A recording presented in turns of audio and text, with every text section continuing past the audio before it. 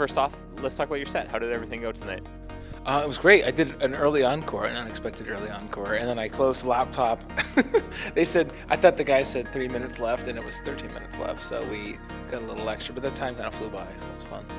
But no, it was awesome. I played some new stuff I've been experimenting with. Played some guy named Lazy Rich. I played one of his remixes tonight.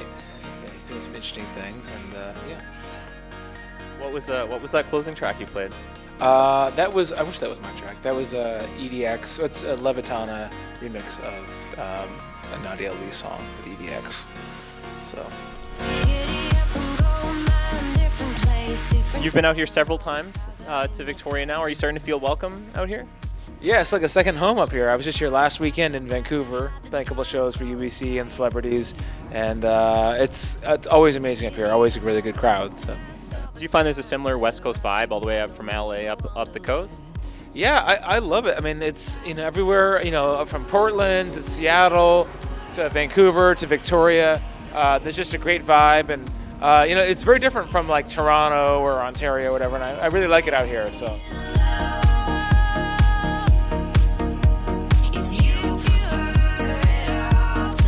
So what's the style that you're best known for? What are these guys all expecting to hear when they see you hit the decks? Well, I think despite, whatever sort of jacket, the dance music was wearing at the time, it's like either electro house or progressive house, whatever way you wrap it up, I try to have a real sense of song in it, so I want the music to really kind of stick with you and not just be a disposable kind of flavor of the minute.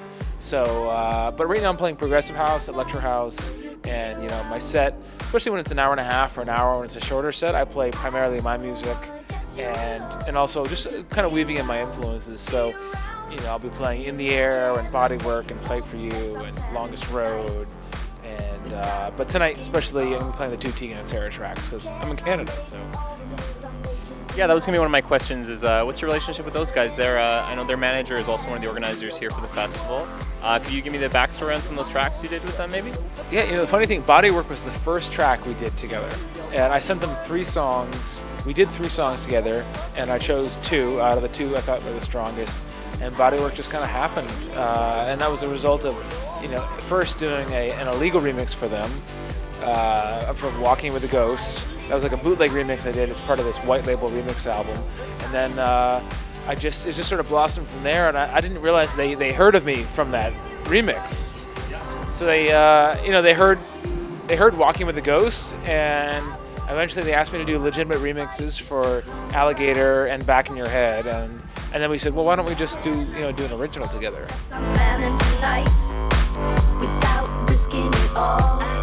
So what's the best part of your career? What's the favorite part of your job? I think DJing is kind of the instant gratification. I think the hardest work is in the studio and fighting, self-doubt, and I'm very critical of what I do. So it's sort of like always trying to make something better and amazing, and every track has to be life-changing. So I have to have that sort of level of criteria when I'm making music in the studio, and now live, it's raising the bar on what I can do live and how can we make that like the best night of your life. So it's sort of like if it isn't the most amazing night, I've let the crowd down.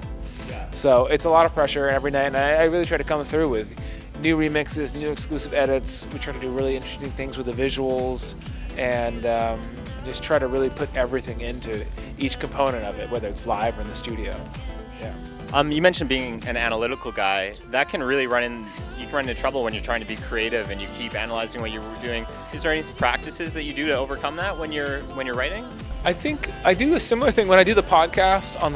Every time I fly back from shows on the plane, I do my podcast, and I try to work as quickly as possible. And I think I get a really good result as of not being like, second guessing things. And I'll play a track, and then I won't be like, well, maybe we'll just do this one instead. It's just like, okay, this works, let's move on. This works, keep moving.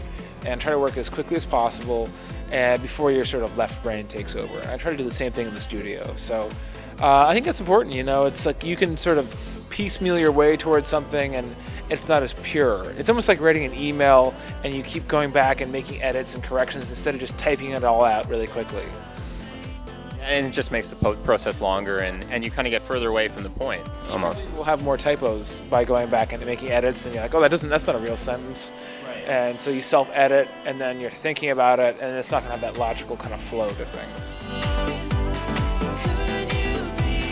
what's the performance setup you're using? Are you in a traditional sense, like CDJs and a mixer?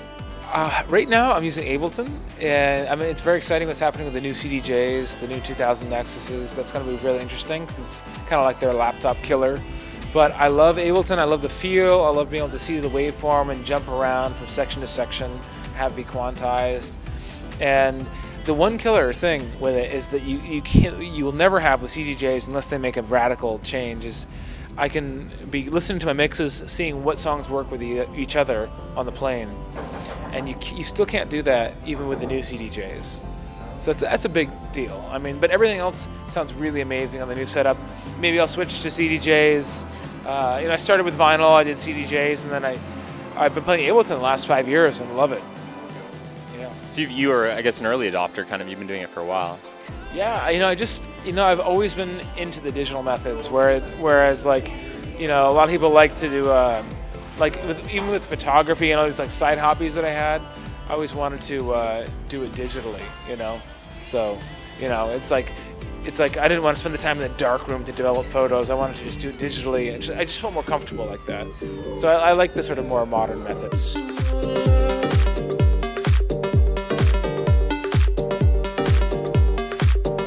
I was going to ask you about your radio days. You spent some time, I guess, were you a station manager or what were you doing at the radio station? Yeah, well, I first started college radio in high school, where you didn't have to be a student at the school, so at UVM in Vermont, University of Vermont. And then I did station management, and I did basically running a station in Boston at Emerson College. So it was crazy. It was like this multi-million-dollar student-run radio station, but it was fun. What was like the most useful thing you learned there? Like, is there anything you carried over into the DJing realm? I think, that's where I first kind of got into using Pro Tools and doing production like that. That's how I kind of started in Pro Tools before switching to Ableton, but just learning how to sequence and, do mix shows.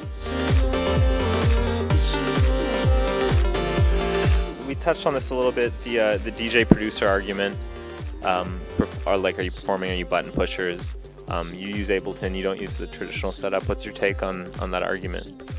I think, I don't know, the debate's kind of like a little tired, but it's interesting now with the new CDJ 2000 with the Nexus, with the sync button, and I like to just sort of focus on other stuff than the beat matching. And I think I started out with vinyl and CDJs, but I think there's so many more interesting parts of DJing than the beat matching, which is it's part of it, but to me it's kind of a tedious part that I don't like to fixate on.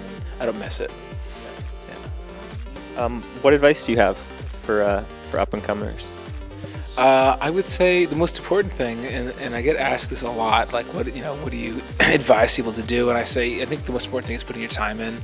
And in any of these examples of guys that look like overnight successes, they're putting about 10,000 hours in, which is about 3 hours a day for 10 years, for 9 years. So I think it's putting that time in, and you can't just put 2 hours in every other week. It's about approaching it every day and putting that effort in. So I think you at least have to start there, and then whether it's not about having born talent or whatever, you can make that happen even if you're not really born with musical ability, but it's just more about your drive and your approach. Cool. Do you have anyone that you want to shout out?